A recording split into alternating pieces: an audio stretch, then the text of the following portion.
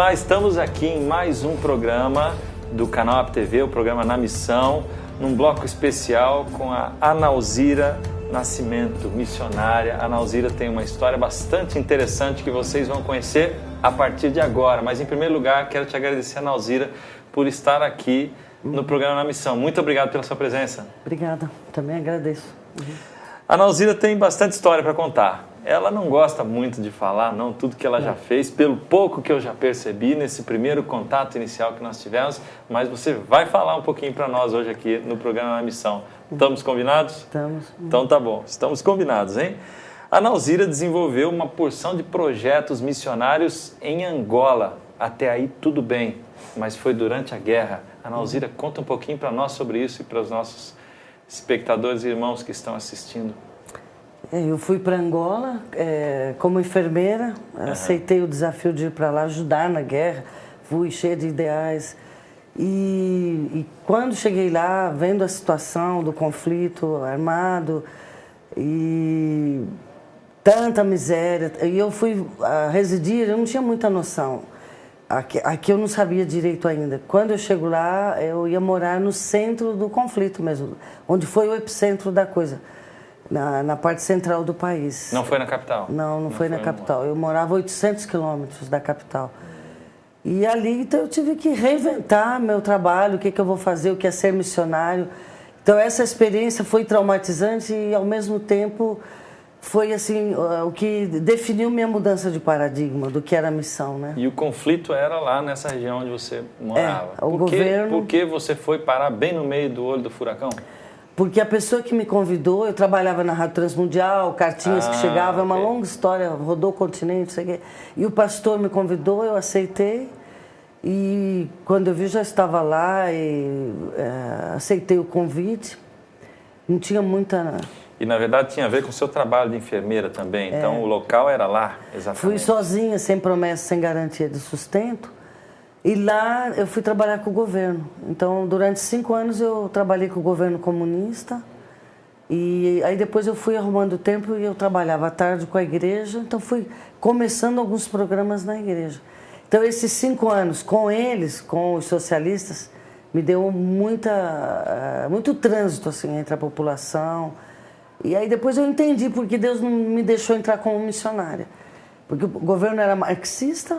E o país em guerra, um país só para homens. Dificilmente você conseguiria entrar. E eu entrei com essa proteção da saúde, né, da enfermagem.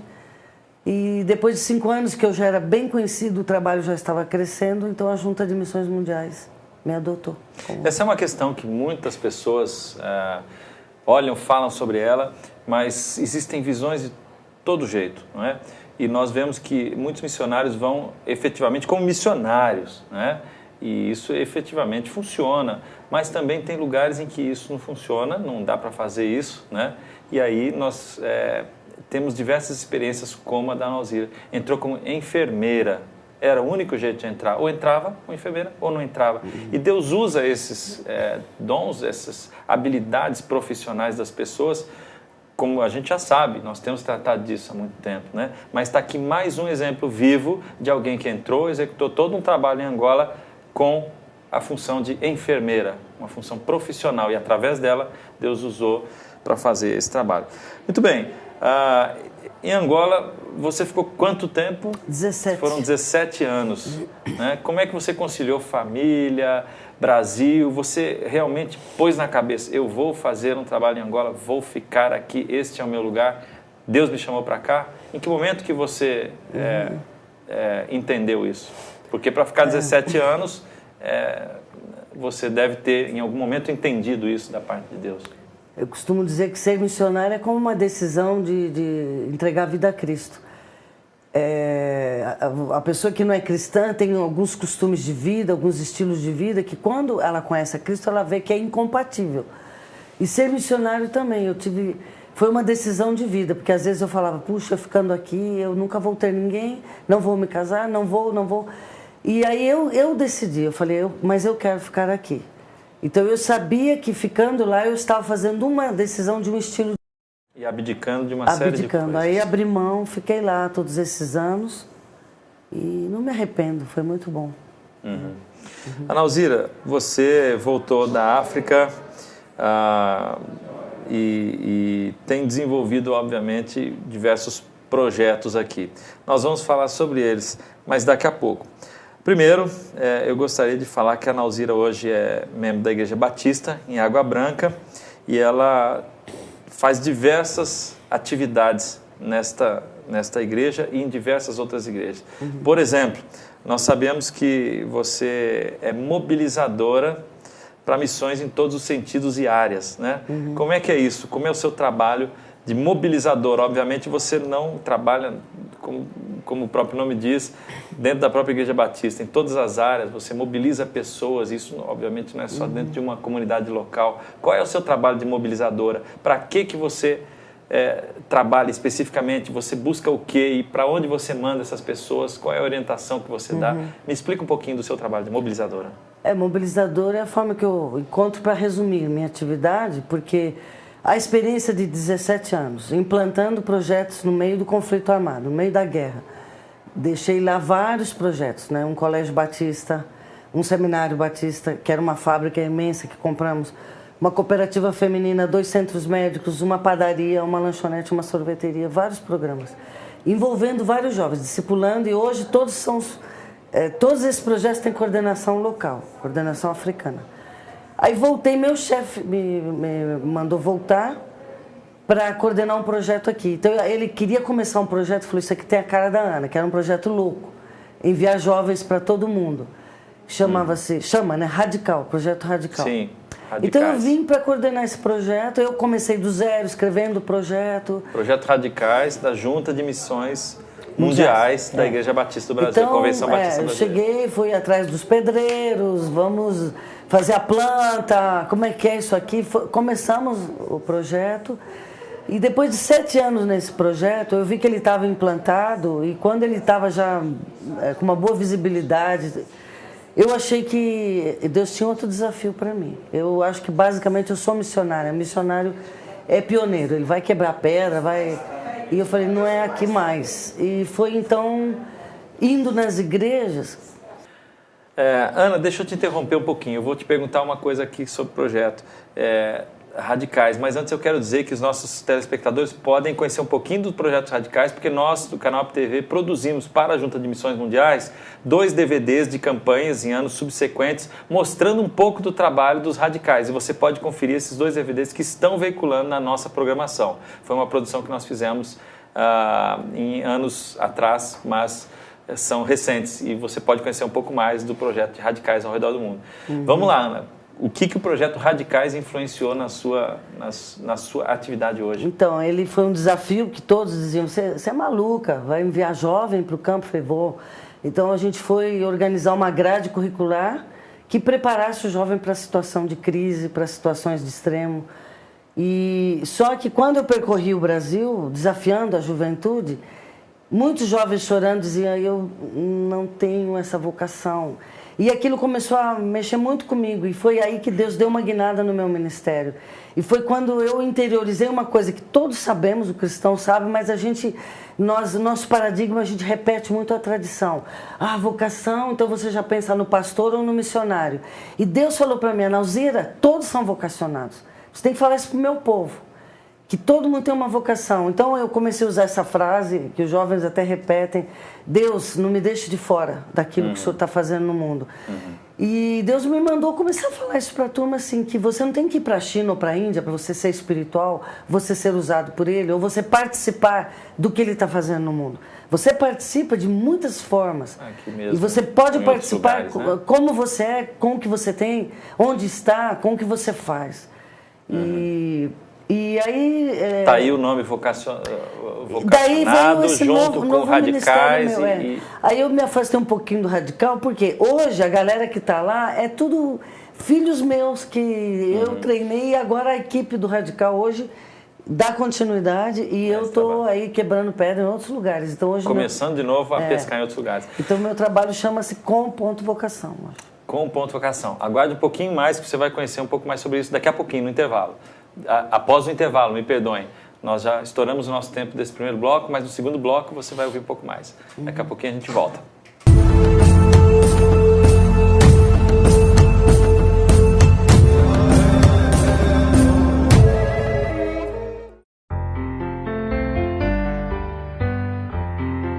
Cada uma dessas crianças traz sonhos e necessidades muito parecidas com as nossas. A diferença é que muitas não têm as oportunidades que você e eu temos de realizá-las. O Projeto Calçada busca levar vida a crianças, adolescentes, jovens e adultos sem esperança. Ajude-os a conquistarem seus sonhos e ter suas necessidades supridas. Projeto Calçada, trazendo esperança às crianças em risco ao redor do mundo.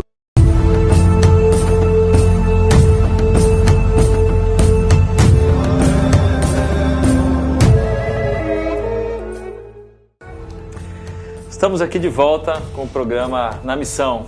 Estamos aqui com a Nauzira. A Nauzira, a gente estava falando de um projeto missionário que você tem desenvolvido. Continua, por favor. É o Com.Vocação. Então é um trabalho... eu tenho viajado muito, desafiado jovens a colocar sua vida diante de Deus. A proposta é levar uma reflexão para os jovens, principalmente juventude, porque é a idade das escolhas, das decisões, e questionando muito assim, o que você está fazendo com a sua vida? Essa vida aí que Deus te deu, Deus vai pedir conta, né? E qual o teu projeto de vida, né? O que você está fazendo no planeta? Qual o sentido da sua vida, né? Inclusive, o vocacionado, ele tem que ser identificado, mas também tem que ser preparado, tem que ser apoiado, tem que ser tem uma porção de coisas que vem com isso, né? Você acha que a gente tem feito um bom trabalho nisso, nesse sentido? A igreja brasileira, as agências missionárias, em identificar e apoiar e capacitar Então, esse aqui jovem? tem duas coisas, né, que acho que estamos falando agora. Agora estamos falando de vocação missionária e vocação em geral. Então, eu faço um pouco dos dois, né? Vamos explicar isso. Então, eu tenho falado assim, antes a igreja ficava só com esse pacote aqui. Só falando de vocação missionária e pastoral. Então, os outros jovens achavam, eu sou na vala comum, sou excluído eu trabalho, estudo, vou na igreja e minha vida aqui no mundo é só ir na igreja ouvir e tal, e pronto, e um dia eu vou lá com Jesus, né? Mas a gente tem falado assim, não, todos nós, pastores, missionários, cristãos, todos, nos envolvemos na missão de Deus, não é? Participamos do que Deus está fazendo, e no caso da vocação missionária, tem que ter um preparo específico, né? Então eu falo para os jovens, nunca mais diga você não é chamado, você não é vocacionado. Todos somos. Mas o que tem vocação missionária, nós vamos dar um treinamento específico. Assim como o médico precisa do treinamento específico. Claro. Então, ontem eu falei aqui no congresso sobre isso, né? Sobre modalidades de treinamento. Então, se a pessoa vai como voluntário num país, um mês ele tem um treinamento, mas se ele vai ser um missionário de carreira, longo termo, ele vai precisar de um treinamento específico. Tem crescido o número de vocacionados no Brasil? Ou pelo menos tem se identificado mais vocacionados? Eu ouço muitos colegas das agências, eu fiz recentemente uma pesquisa com 50 escolas e agências e o resultado? Seminários. Então, no congresso aqui, a gente lançou uma parte da pesquisa que foi meio uma bombinha no auditório, assim, que todo mundo ficou meio assim. Então, nós estamos trabalhando nela ainda, mas a grande maioria reclama da falta de vocacionados, mas creio que, para mim, na minha interpretação, uma das leituras aí é que a igreja não está conseguindo dialogar com o jovem. Quer dizer, existe a possibilidade de que esses vocacionados existam, mas não estão sendo identificados. Exatamente, eles estão aí. Por isso que eu fiz a pergunta, se tem aumentado ou pelo menos a percepção de que eles existem tem aumentado. A identificação. Exatamente, eles estão aí. Então, nós fizemos na minha agência um congresso que se chamou Sim, Todos Somos Vocacionados. Eu que estive na coordenação e eu que dei os conceitos, tudo.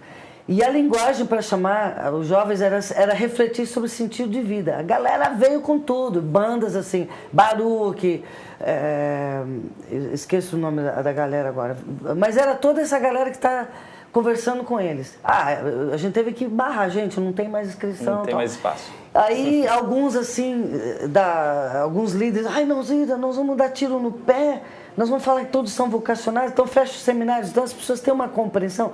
Falei, gente, nós vamos trabalhar a vocação quando cada cristão descobre o que Deus quer dele, seu projeto de vida, sua missão de vida, aquele que Deus chamou para ser missionário, vai sair desses, pessoas sinceras. E essa era a proposta do Sim.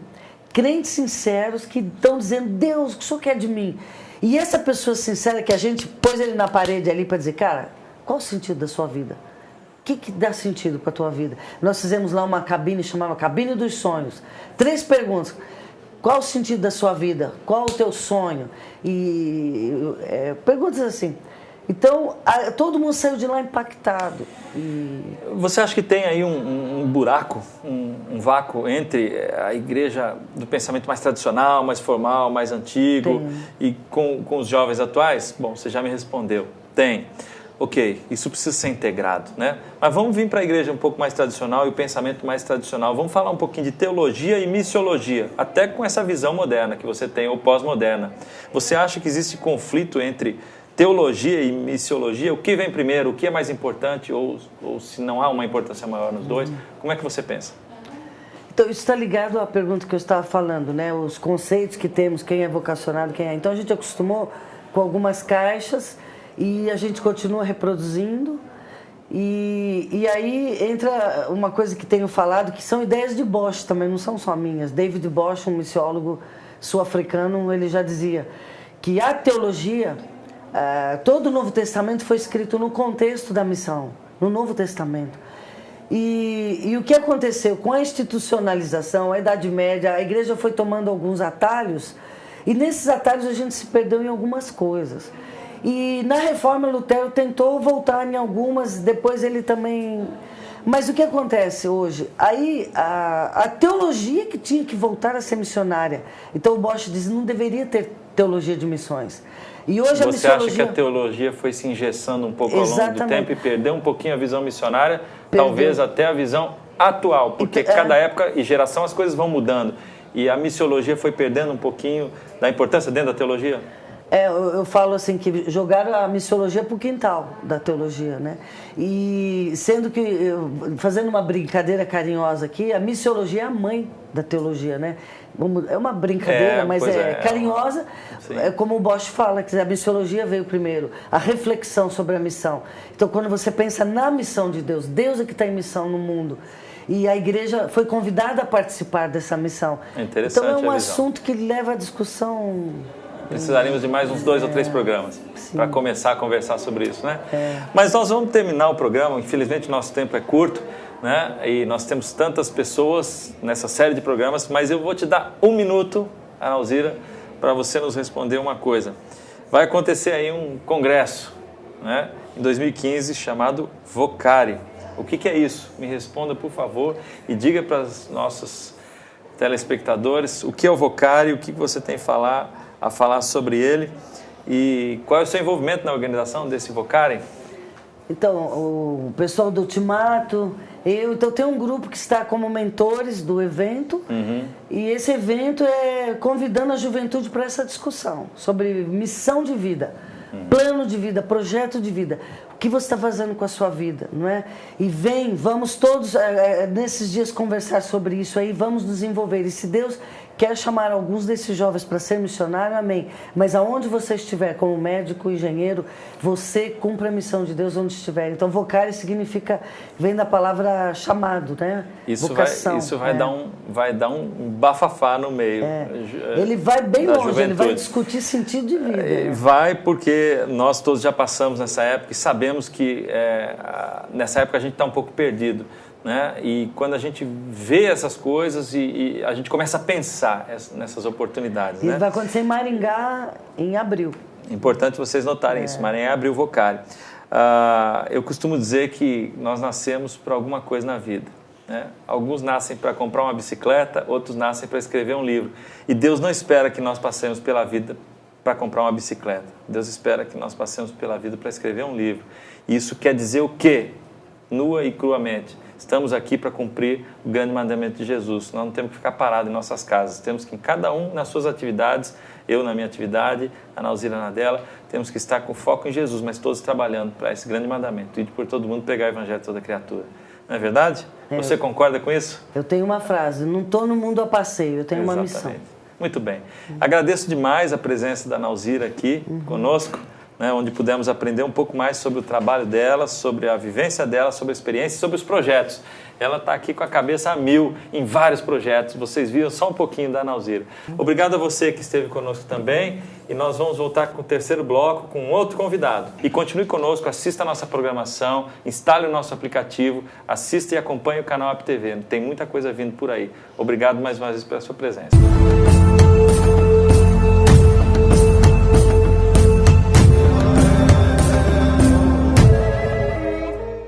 Desde pequeno, te ensinaram que só dá para fazer missões de 3 formas: indo, orando ou contribuindo. Você sempre sentiu seu coração ardendo por missões, mas como seus talentos e habilidades não se encaixam muito bem no trabalho de campo, você ficou com as outras 2 opções: contribuir e orar por aqueles que estão lá. Nós da base acreditamos que existem muitas outras formas de fazer missões e que todos podem servir com aquilo que sabem fazer. Conheça hoje o nosso trabalho e saiba como você pode ajudar. Base, juntos pelo reino. Conheça a revista eletrônica Vale Gospel Notícias, o ponto de referência dos evangélicos. Entre em nosso site, aproveite os nossos serviços e conheça o Vale Gospel Card, rede de descontos no guia de compras, serviços e conveniados. Peça agora o seu gratuitamente. Aproveite este benefício e ligue agora mesmo. 12 98 829 7380. Mande um e-mail para a gente, valegospelcard@gmail.com. Acesse o nosso site www.valegospelnoticias.com.br e fique por dentro das boas notícias que temos para vocês.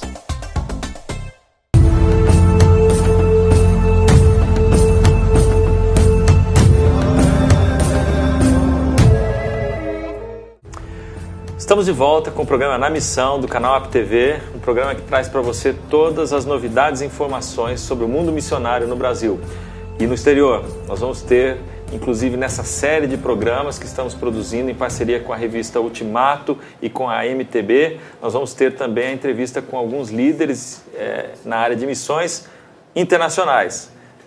Não perca, acompanhe os nossos programas. E eu estou aqui com o pastor Henrique Terena. Pastor Henrique Terena, eu tenho aqui uma pergunta. Os índios estão traduzindo a Bíblia para as suas próprias línguas. Eu queria que o senhor contasse um pouquinho para nós como tem sido essa experiência e, mais uma vez, eu faria a pergunta se isso já nos mostra um pouquinho da evolução de como o Evangelho tem sido desenvolvido dentro das próprias aldeias indígenas. As aldeias indígenas já estão até com, vamos dizer, com potencial e com autonomia de fazer as suas próprias traduções. Isso não parece uma grande evolução já do Evangelho, um grande caminho percorrido? Com certeza.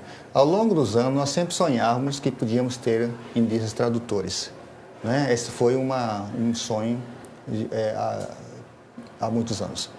E 2 grandes agências missionárias no Brasil contribuíram para essa tradução das escrituras. Uma que eu falei que é a SIL, Sociedade Internacional de Linguística, no Brasil, uma entidade estrangeira, e no Brasil a própria Missão Além, que trabalha nessa formatação do elemento para a tradução. E o Complay criou, dentro do projeto do Complay, um projeto chamado TIB, Tradutores Indígenas da Bíblia. Justamente para atender essa... Porque para traduzir uma Bíblia levava uma média de 25 a 50 anos para traduzir apenas o Novo Testamento. Então era uma geração completa.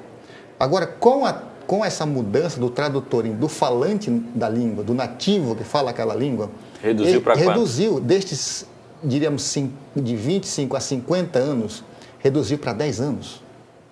Então, o que aconteceu? Essa demanda foi extremamente gratificante. Essa porcentagem, eu diria assim, foi extremamente gratificante. De quantas línguas estamos falando? Quantas línguas indígenas estamos falando em linhas gerais? Nós estamos falando, em termos de tradução, nós estamos falando de mais ou menos 35 grupos étnicos. Destes 5 grupos étnicos, já tem no Novo Testamento para a sua língua, apenas 5 que tem tem a Bíblia completa. Quando nós começamos o TIB, em mais ou menos 5 anos, nós temos hoje um projeto que destes que estava na lista de tradução que demoraria 50 anos, que chegou para 10, em 7 anos agora, nós temos para a língua chavante 80% do Velho Testamento traduzido. Então, você já avançou muito. Então, quase na metade da Bíblia. Metade. E isso, assim, deu uma alegria extremamente grande para as agências missionárias, sobretudo aquele que trabalha com tradução das Escrituras. Então, assim, por que nós não pensamos isso antes? Claro, né? Mas antes não havia pessoas preparadas para isso. E as agências missionárias não reconheciam o indígena em potencial para a tradução. Ele sempre era aquele ajudante. Mas a partir do momento que essa agência percebeu que esse ajudante era um potencial para a tradução, capacitando eles, se tornou a pessoa própria para a tradutora. Muito bem, muito importante isso. E por fim, nós vamos encerrar a nossa entrevista perguntando ao senhor qual é a sua impressão de um tema muito recorrente nos últimos 10 anos para nós, pelo menos, que acompanhamos alguma coisa sobre FUNAI e tudo mais. A FUNAI tem sido notícia durante muito tempo, junto com os índios e junto com os missionários, por haver um conflito entre esses 3 grupos, né? A igreja, a FUNAI e os índios, todos brigando por alguma coisa, né? Parece politicamente correto, né, entre aspas, para o governo e para as entidades não governamentais também, não evangélicas, que não se interfira na cultura indígena. Para a igreja, ela deve seguir o grande mandamento de Jesus de ir por todo mundo e pregar o evangelho a toda a criatura, não é quase toda, é toda a criatura. Então nós temos o dever de estar lá também. Como é que fica isso do ponto de vista do índio? Nós vimos que muitas missões foram expulsas, missionários, e sempre há problemas, de vez em quando ocorrem problemas de todos os lados que as pessoas acabam, às vezes, não entendendo bem o que está acontecendo. Como é que o índio vê tudo isso? Como é que ele vê essa questão? Então, a FUNAI sempre foi um órgão federal, criada justamente para atender essa demanda do indígena. É tipo um protetor do indígena, né? Mas na visão da FUNAI, todo e qualquer, isso inclui até os evangélicos, que vai para uma comunidade indígena, ela tem como pressuposto de mudar aquela cultura. Né? Interferência naquela cultura. Mas nós indígenas vemos que o evangelho ela não estraga a cultura.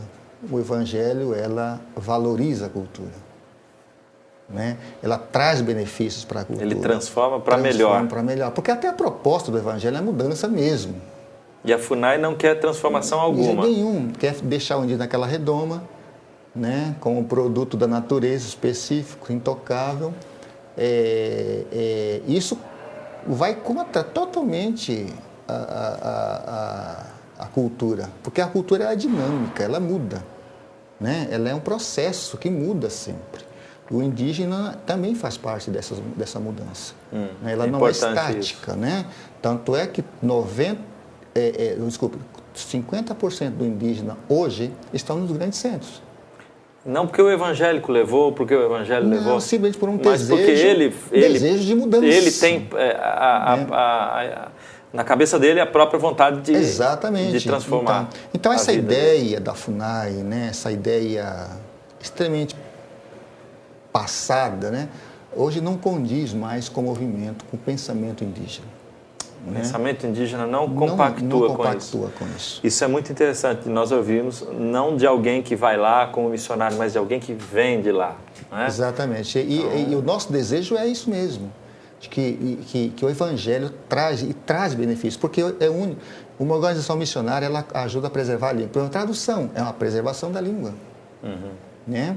E o movimento evangélico ele traz esses benefícios para a cultura, para a sociedade e para o bem-estar do povo. Além do objetivo fim, ainda traz uma série de outros benefícios. Exatamente. Muito bem. Pastor Henrique Terena, o que está achando do Congresso Brasileiro de Missões? O que o senhor sente estando aqui junto com mais de 1000 pessoas num congresso como esse? Tem sido importante, muito importante. Eu acho essa diversificação aí de agências missionárias, pessoas, enfim, todo mundo chegando aqui, participando desses encontros, bate-papos nesses corredores aí, tem como proposta, né, trazer um mecanismo maior de desenvolvimento missionário no Brasil e no mundo. Então, para nós do Complay é muito importante isso. Nós queremos, de alguma forma, fazer parte disso também. Né? Mas, assim, por outro lado, a gente percebe também que talvez essa questão deste encontro aqui se torne um pouquinho mais relevante para a igreja minoritária, né? E igreja brasileira mesmo como um todo. Né? Que este evento consiga diminuir o máximo possível da distância da igreja brasileira e do seu contexto de Brasil em termos da missiologia. Ok. Muito bem. Ouvimos as palavras do pastor Henrique Terena. Fique conosco, nós vamos para o intervalo e teremos um outro bloco, mas agradecemos desde já a presença do pastor Henrique Terena conosco aqui. O programa Na Missão estará sempre aberto ao senhor e às suas palavras, para que nós possamos aprender um pouquinho mais com os próprios indígenas sobre missões. Muito obrigado, pastor Henrique Terena, pela sua presença aqui no programa. Muito obrigado, Deus abençoe.